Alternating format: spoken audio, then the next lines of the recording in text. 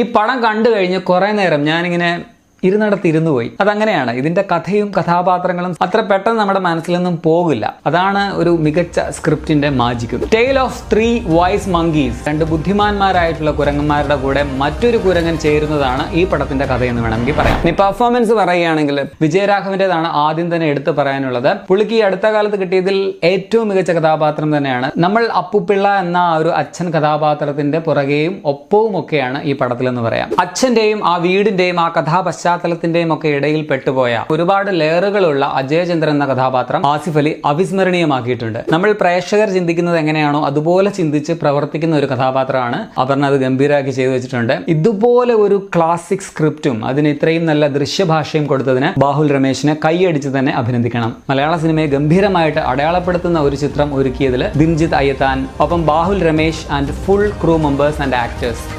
Great work.